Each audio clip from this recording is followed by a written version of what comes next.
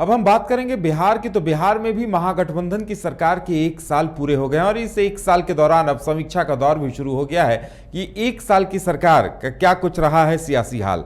अगर देखा जाए तो सरकार लगातार कहीं न कहीं व्यस्त रही है और विपक्षी एकता की कवायद हुई है। नीतीश कुमार इस बीच में तमाम बड़े दलों के प्रतिनिधियों से मिले हैं।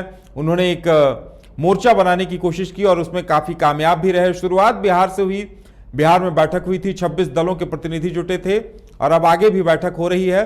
तो 1 साल के दौरान अगर देखा जाए तो सरकार के खट्टे मीठे दोनों ही तरह के अनुभव रहे हैं।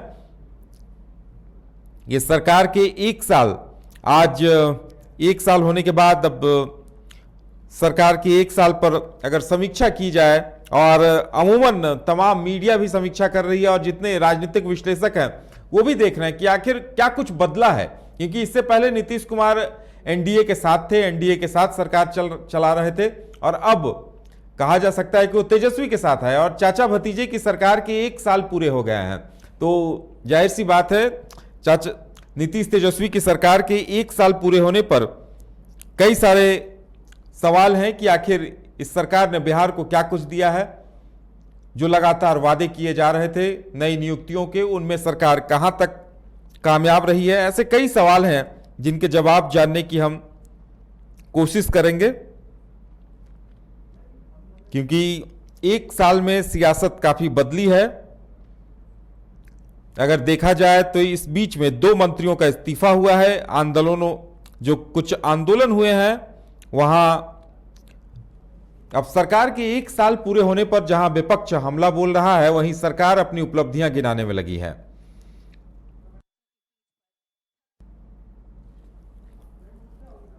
एक साल के विकास का लेखा जोखा लेकर पक्ष और विपक्ष अब आमने सामने है। विपक्ष जहां सरकार की विफलताओं को एक एक कर गिना रही है, तो सत्ता पक्ष बिहार के विकास की नई गाथा लिखने का दावा कर रहा है। आपको बता दें कि पिछले साल 9 अगस्त को ही नीतीश कुमार की अगुवाई में महागठबंधन की सरकार बनी और कांग्रेस, आरजेडी, भाकपा माले, हिंदुस्तानी अवाम मोर्चा समेत कुल 6 दलों ने नई सरकार का गठन किया। इसके बाद से सड़क, बिजली, पानी, पुल पुलिया, शिक्षा को बेहतर करने का सरकार ने दावा किया और इसे लेकर सत्ताधारी नेता काफी उत्साहित भी रहे। लेकिन 1 साल पूरे होने के मौके पर विपक्ष भी सरकार की उपलब्धियों को लेकर सवाल खड़े कर रही है। पार्टी का कहना है, अगर देखा जाए तो बीजेपी का कहना है कि 1 वर्ष में सरकार पूरी तरह से नाकाम रही है, हर मोर्चे पर विफल रही है, विकास के काम ठप रहे हैं। यह सरकार बस अपनी कुर्सी बचाने के जुगाड़ में लगी रही, एक दूसरे को कमजोर करने का प्रयास करता रहा। और अगर देखा जाए तो सरकार की कई ऐसे मौके भी आए जब सरकार की फजीहत भी हुई।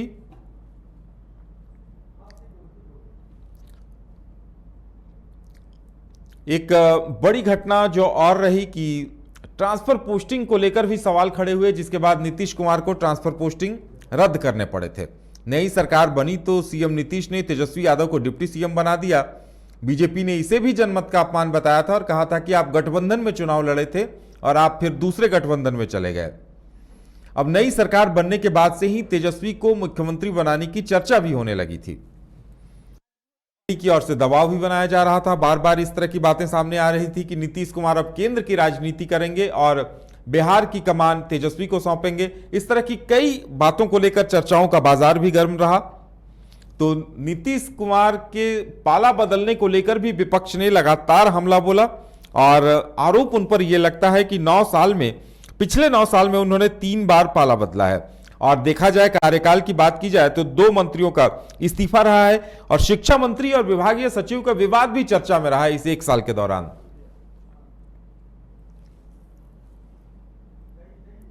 और ज्यादा जानकारी के लिए इस वक्त हमारे साथ हमारे वरिष्ठ सहयोगी एसके राजीव पटना से जुड़े हुए हैं, सीधे चलेंगे उनके पास। एसके राजीव, आखिरकार नीतीश कुमार और तेजस्वी यादव की सरकार के 1 साल पूरे हो गए, किस तरह से देख रहे हैं आप इस 1 साल की सरकार को?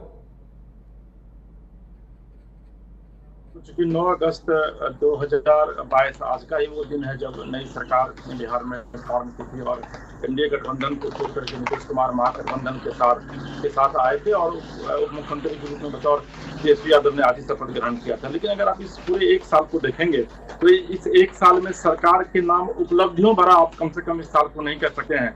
क्योंकि ये पूरा साल जो है सरकार की तरफ से माथापच्ची में निकल गया।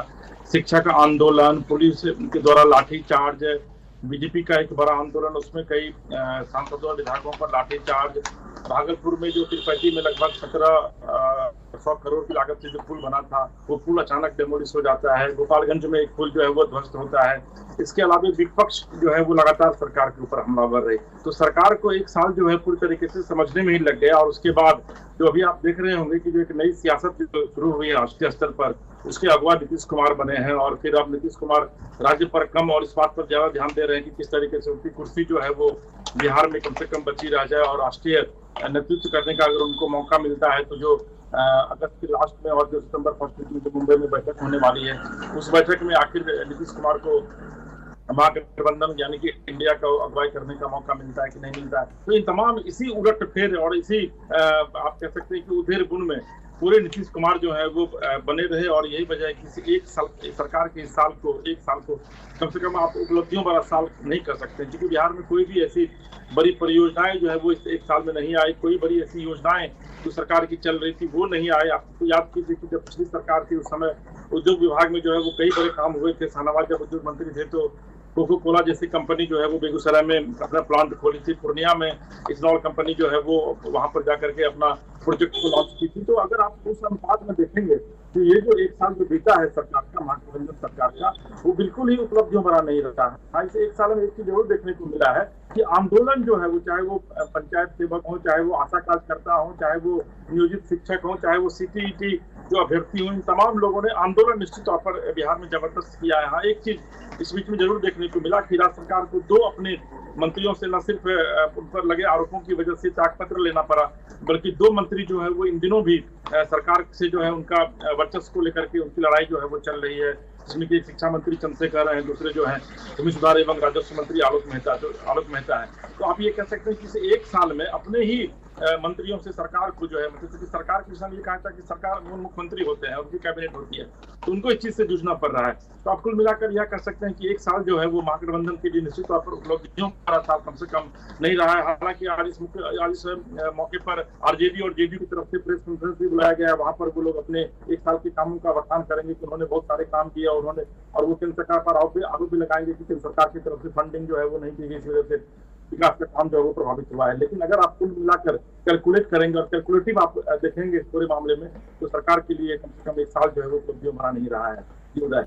बिल्कुल, विपक्ष का काम है सवाल खड़े करना, हमला बोलना, लेकिन अगर सरकार से उपलब्धियां पूछी जाए तो सरकार के पास अहम उपलब्धियां क्या रही हैं? क्योंकि इससे पहले लगातार दावे किए जा रहे थे कि हमारी सरकार आएगी तो हम बिहार के लोगों को ये देंगे, नौकरियां देंगे, रोजगार देंगे। तो उस मोर्चे पर क्या कुछ उपलब्धियां हैं सरकार के पास? देखिए, आपको याद होगा कि जब 9 तारीख को सरकार फॉर्म की थी और उसके बाद जब 15 अगस्त को पटना के गांधी मैदान में नीतीश कुमार ने झंडोत्तोलन किया था, तो उन्होंने यह कहा था कि 10 लाख लोगों को जो रोजगार देने का वादा तेजस्वी यादव ने किया था, उसमें 10 लाख को और सरप्लस कर रहे हैं, यानी आने वाले दिनों में 20 लाख लोगों को जो है वो बिहार में रोजगार दिया जाएगा। जबकि आपको मैं बताऊं कि बिहार में जो कुल सरकारी वैकेंसी है, कुल सरकारी सीट जो है वो भी 20 लाख के करीब नहीं है। लेकिन सरकार उस 15 अगस्त से किए गए वादों पर सरकार जो है वो खरी नहीं उतर पाई। अब देखिए, आपको पता होगा कि आज से कुछ दिन पहले, 5 दिन पहले नियोजित शिक्षकों के मुद्दे को लेकर के सरकार ने एक बैठक बुलाई थी मुख्यमंत्री आवास में। उसमें तमाम महागठबंधन के नेता थे, शिक्षक संघ के जो नेता हैं वो भी थे। और ये कहा जा रहा है कि 15 अगस्त को इस बार जो झंडोत्तोलन करेंगे मुख्यमंत्री गांधी मैदान से, तो उसमें नियोजित शिक्षकों को सरकारी दर्जा देंगे। उसके लिए कमेटी भी बनाई गई है चीफ सेक्रेटरी की अध्यक्षता में, और वो चीफ सेक्रेटरी कमेटी जो है वो सरकार को रिपोर्ट करेगी। उसके बाद सरकार जो है निकलेगी। लेकिन ये भी सरकार के लिए आसान नहीं होगा। और तेजस्वी यादव ने 2020 के चुनाव में यह वादा किया था जनता से कि जब वो सरकार में आएंगे तो अपनी पहले कलम से पहले कैबिनेट में 10 लाख लोगों को रोजगार देंगे, वो भी तेजस्वी यादव नहीं कर सके। तो इस मसले पर भी या इस मामले पर भी सरकार जो है पूरी तरीके से खाली हो रही है।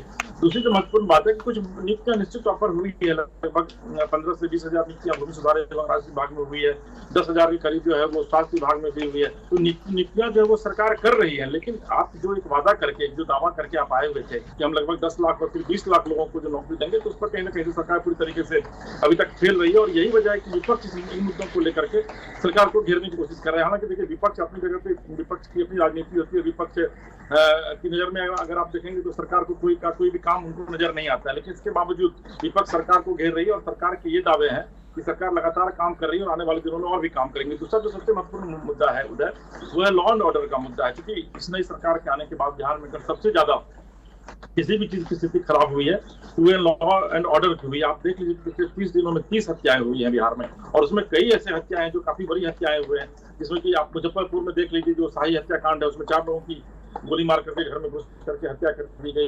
इसके अलावा कटिहार में आप देख लीजिए पुलिस ने किस तरीके से दंडात्मक तरीके से लाठीचार्ज किया, वहां पर 2 लोगों की पुलिस गोली से जो है वो हत्या हुई। हालांकि बाद में पुलिस कह रही है कि पुलिस गोली से नहीं बल्कि वहां जो पहले से दूसरे लोगों ने गोली मारी, इस वजह से उनकी हत्या हुई।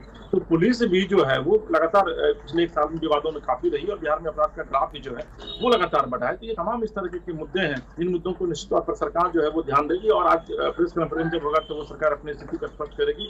लेकिन आज विपक्ष की तरफ से यानी कि भाजपा की तरफ से भी एक प्रेस कॉन्फ्रेंस बुलाया गया है और 1 साल की सरकार के पूरे होने पर विपक्ष जो है वो सरकार को घेरने की कोशिश करेगी। तो कुल मिलाकर आप यह कह सकते हैं कि सरकार के लिए 1 साल ये उपलब्धियों बना नहीं रहा, अगला तो आने वाला 1 साल है उधर, इसी तरह उसकी भी रूपरेखा सरकार तय करेगी। तो मैं आपको ये बताऊं कि आज जिस तरीके से लोकसभा में कल से अविश्वास प्रस्ताव पारित हुआ है, उसमें आप देख रहे हैं किस तरीके से विपक्ष के लोग हैं, खास करके आरजेडी और जेडी के लोग हैं वो सरकार पर हमलावर हैं। तो उसे भी आने वाले दिनों में विपक्ष जो है वो मुद्दा बनाएगी। और ये जो अगला 8वां महीना वो काफी महत्वपूर्ण इसलिए है क्योंकि अब सरकार जो है वो यहाँ पर मातृभूमि सरकार जो वो काम यहाँ पर कितनी कर पाएगी ये तो सबको पता है, लेकिन इसलिए कि नीतीश कुमार को ये लग रहा है कि अगर राष्ट्रीय परिप्रेक्ष्य में वो अपनी राजनीति को चमकाते हैं या फिर वो कन्वेनर बनते हैं महागठबंधन में, तो निश्चित तौर पर उनकी जो राजनीतिक जो पृष्ठभूमि रही है वो उसका अचानक ग्राफ जो है वो काफी हाई हो जाएगा।